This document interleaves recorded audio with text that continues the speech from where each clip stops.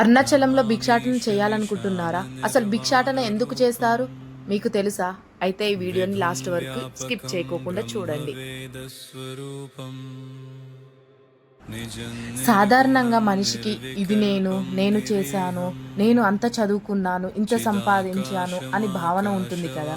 మనలోని అహంకారాన్ని వదిలితేనే మనం భగవంతుడికి దగ్గరగా అవుతాము. ఇందులో భాగమే ఈ భిక్షాటన. ఇది ఎన్నో ఏళ్లుగా వస్తున్న సంప్రదాయం. ఏదైనా కోరుకొని ఇలా భిక్షాటన చేసి స్వామికి సమర్పిస్తే తప్పక నెరవేరుతాయంట. భిక్షాటన ఎవరైనా చెయ్యవచ్చు. పురుషులు, మహిళలు, వృద్ధులు, యువత భక్తితో ఎవరైనా చెయ్యవచ్చు. దీనిని ముఖ్యంగా ఉండాల్సిన స్వామిపై నమ్మకం. ఇది పూర్తిగా వ్యక్తిగత సంకల్పం. కొందరు భిక్షాటన ఎలా చేయాలని అనుకుంటారు కదా.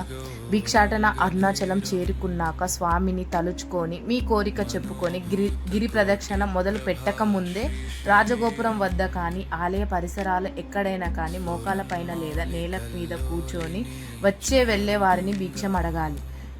ఇవ్వకపోతే బాధపడద్దు, ఇస్తే కృతజ్ఞత స్వీకరించాలి. కొందరికి భిక్షాటన వచ్చిన డబ్బులతో ఏం చేయాలని అనుకుంటారు. చాలామంది భక్తులు హుండీలో సమర్పిస్తారు. కానీ మీరు అన్నదానం, మూగజీవులకు ఆహారం మరియు సాధువులకు దానం చేయవచ్చు. గుర్తుపెట్టుకోవాల్సింది ఏమిటంటే మీరు ఎంత డబ్బు భిక్షం తీసుకున్నారని కాదు, ఎంత భక్తితో చేశారనేదే ముఖ్యం.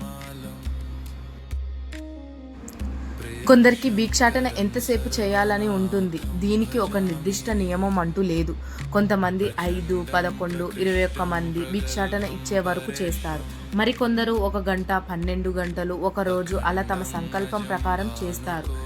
దీనికి కూడా మీరు ముందే సంకల్పం చేసుకున్నప్పుడే అనుకోవాలి. అండ్ అరుణాచలంలో అనేక మంది భక్తులను అనుసరించి సంప్రదాయాలు, అనుభవాలు ఆధారంగా రూపొందించబడింది. మరెన్నో ఇన్ఫర్మేషన్ కోసం మన ఛానల్ని సబ్స్క్రైబ్ చేసి, లైక్ చేసి, షేర్ చేయండి. అండ్ అరుణాచలం ఎవరెళ్ళారో వాళ్ళు ఓం నమ శివాయ అని కామెంట్ కూడా చేయండి.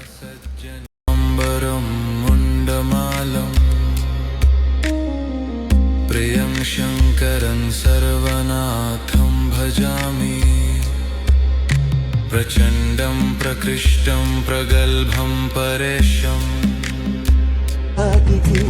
అఖండం అజం భానుకోటి ప్రకాశం.